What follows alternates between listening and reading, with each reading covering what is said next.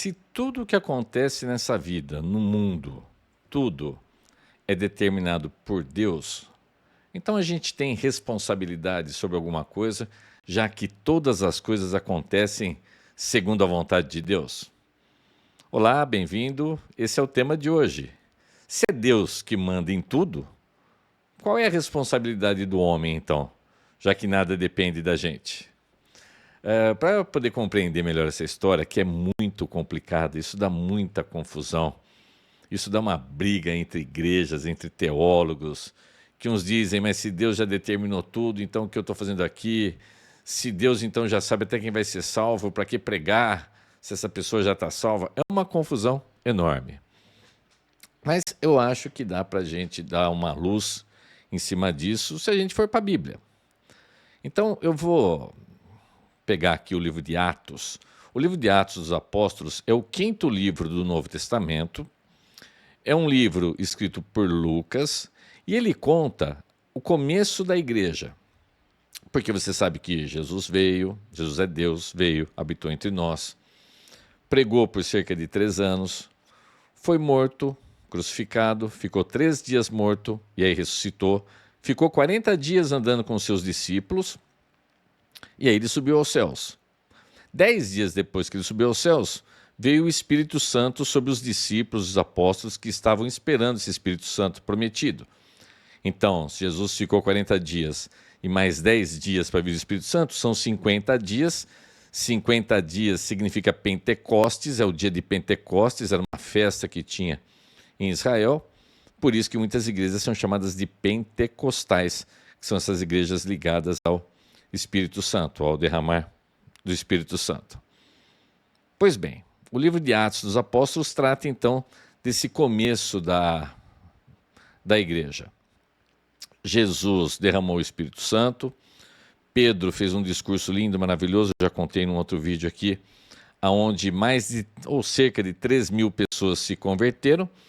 E agora eu vou falar aqui um pouquinho sobre o segundo sermão do apóstolo Pedro, que está lá em Atos dos Apóstolos, no capítulo 3. Então, vou trocar de tela aqui para a gente. Então, vamos lá. É rapidão, eu vou ler, você vai gostar. Certo dia, Pedro e João estavam subindo ao templo na hora da oração, às 3 horas da tarde.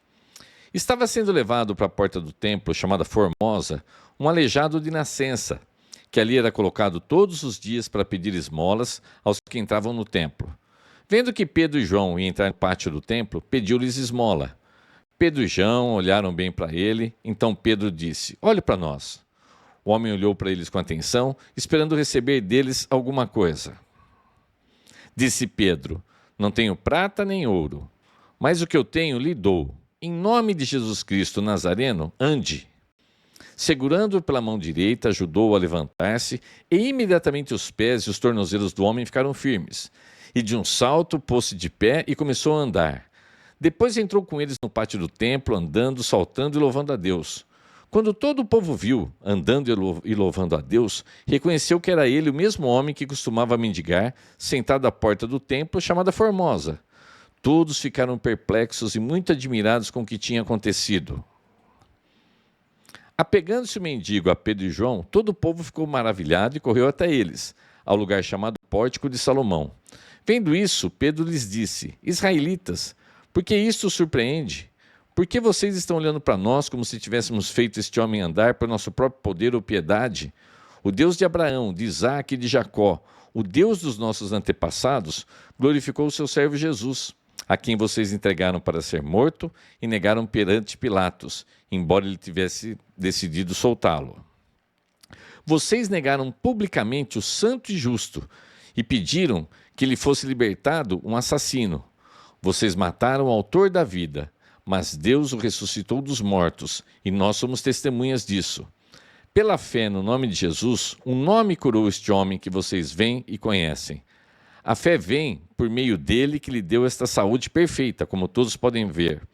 Agora, irmãos, eu sei que vocês agiram por ignorância, bem como seus líderes, mas foi assim que Deus cumpriu o que tinha predito por todos os profetas, dizendo que o seu Cristo haveria de sofrer.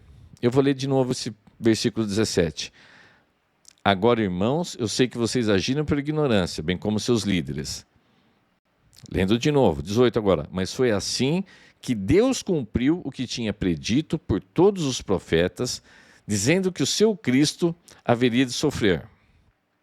Arrependam-se, pois, e voltem-se para Deus, para que os seus pecados sejam cancelados, para que venham tempos de descanso da parte do Senhor, e Ele mande o Cristo, o qual lhes foi designado Jesus. É necessário que ele permaneça no céu até que chegue o tempo em que Deus restaurará todas as coisas, como falou há muito tempo, por meio dos seus santos profetas. Pois disse Moisés: o Senhor Deus lhes levantará dentre seus irmãos um profeta como eu. Ouçam-no em tudo que ele lhes disser.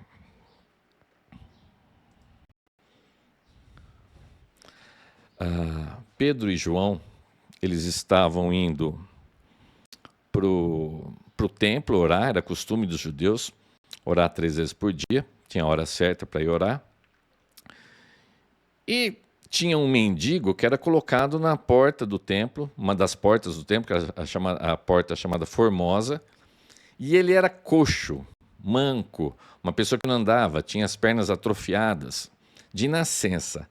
Então tenta imaginar uma pessoa, imagina que você ficasse na cama por 10 anos. Como é que ia ficar a sua musculatura? Agora imagina uma pessoa que nunca andou, que era coxo de nascença. Você consegue imaginar aquela perna fininha, atrofiada? A Bíblia também não dá detalhes, mas fala que ele era coxo de nascença. E ele era colocado na porta do templo para pedir esmolas. E detalhe, por ele ser um aleijado, ele não podia entrar no templo, porque a lei de Moisés proibia que pessoas com deficiência entrassem no templo. Então ele era colocado ali para pedir esmola. Pedro e João estão entrando, ele pede a esmola dele. Vamos imaginar que um pedinte, um mendigo, às vezes ele nem olha direito para as pessoas, ele fica naquele automático pedindo esmola. E aí Pedro fala para ele assim: olha para mim, olha para nós. Eu não tenho ouro, eu não tenho prata, mas o que eu tenho eu te dou. E acho que o mendigo estava esperando pediu para olhar para ele, né? Devia estar esperando uma gorjetinha ali, uma esmola boa. Aí ele fala: levanta-te e anda. Agora você imagina, como é que uma pessoa com as pernas atrofiadas, musculatura nenhuma, uma pessoa que não aprendeu a andar, porque não tinha como andar, a pessoa levanta, firma os pés no chão, tem traduções que falam que firma os artelhos, né? Ele firma o calcanhar, o pé no chão, e não é que ele só levanta, não. Ele começa a saltitar, a pular, e aí então, pela primeira vez na vida, ele consegue entrar no templo, e ele entra com Pedro e João. Agora você imagina as pessoas que ficaram vendo esse cara a vida toda pedindo esmola ali, sei lá, mais de 30 anos pedindo esmola na porta do templo. Era um mendigo super conhecido, porque todo mundo ia orar no templo. E devia ser um mendigo super famoso ali em Jerusalém. E aí o cara entra pulando, saltando, imagina a alegria. Sei lá, devia estar dançando. Imagina a alegria de uma pessoa. Imagina o tamanho do milagre. Não estamos falando de uma pessoa normalzinha que estava, sei lá, com algum problema neurológico e de repente se levanta. Nós estamos falando de uma pessoa que era deformada, nunca tinha andado. E aí o povo fica, e começa a olhar para Pedro e João, talvez achando que eles eram milagreiros, porque existia nessa época pessoas que eram chamadas assim, entre aspas, de milagreiros, pessoas que faziam milagres, que faziam orações e tudo mais. E aí Pedro fala: o que vocês estão olhando? Vocês estão achando que foi a gente, por nosso poder e por nossa piedade? Ele fala: não, esse homem está ação aqui desse jeito pelo poder do nome de Jesus. Aquele Jesus que vocês crucificaram, que vocês mataram, que vocês preferiram soltar Barrabás. Você lembra da história de Jesus? Que Pilatos fala: é costume soltar um prisioneiro, então vamos soltar Jesus. E o povo fala: não, Jesus diz assim: crucifiquem-no. O povo mandou crucificar Jesus e soltar Barrabás, que era um assassino. Então Pedro fala para eles assim: esse homem que vocês estão vendo pular aqui, que está saltando, que foi curado, que está saudável, ele foi curado pelo nome de Jesus, aquele Jesus que vocês, judeus, mataram, que vocês crucificaram. E ele fala: vocês fizeram isso por ignorância, porque vocês não sabiam que ele era o Filho de Deus, que ele era o Messias, que ele era o prometido. Aí ele fala, eu vou voltar aqui a tela para a gente, para voltar para o meu assunto, que eu falei assim, mas se é Deus que manda tudo, cadê a nossa responsabilidade? Então eu vou voltar um coisinho aqui. Eu me perco nas telas, viu? Olha aqui, ó. Vou ler o 17 e 18. Agora, irmãos, eu sei que vocês agiram por ignorância, bem como seus líderes. 18. Mas foi assim que Deus cumpriu o que tinha predito por todos os profetas, dizendo que o seu Cristo haveria de sofrer. Ou seja, os judeus, eles tinham responsabilidade de terem crucificado Jesus? Sim.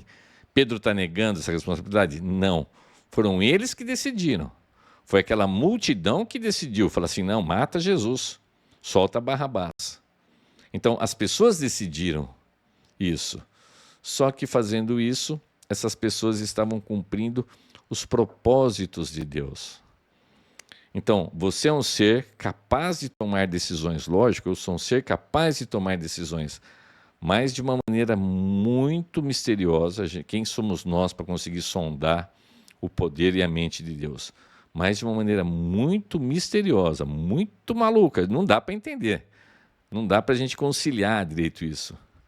Mas o mundo anda de acordo com o governo de Deus. As coisas acontecem, já estava escrito que o Cristo iria sofrer, iria padecer. Já estava determinado. Só que as pessoas fizeram essa escolha. Então toma muito cuidado com as suas escolhas. Deus dirige o mundo, mas a gente faz as nossas escolhas e nós somos responsáveis por essas escolhas. E a gente continuando no texto aqui, você tem a explicação de que Jesus está retido no céu, está lá esperando no céu para voltar para restaurar todas as coisas, que é o fim de tudo. E no fim de tudo vai ter a separação entre aqueles que são filhos de Deus e aqueles que não são filhos de Deus. Você vive uma guerra com Deus, você está brigado com Deus, Deus está irado com você, com a raça humana. Como é que a gente escapa dessa ira? A gente escapa dessa ira se arrependendo. Foi o que o apóstolo Pedro falou assim, arrependam-se. Então a minha palavra para você é, arrependa-se. Jesus veio para te salvar, mas você precisa se arrepender. Arrepender do quê? Da vida errada que você leva, da vida fora dos propósitos de Deus, se arrepender dos seus pecados, reconhecer que Jesus veio, morreu naquela cruz pelos pecadores, pelos seus pecados, ressuscitou ao terceiro dia. Se você se arrepender, crer nisso, aí você está salvo e você vai ser filho de Deus e a sua vida vai ser muito, muito, muito, muito diferente. Estou olhando no relógio aqui, tá? A sua vida vai ser muito diferente. Que Deus abençoe a sua vida poderosamente, que você tenha uma semana linda e maravilhosa. A gente se vê no próximo vídeo. Um grande abraço, tudo de bom. Tchau, tchau.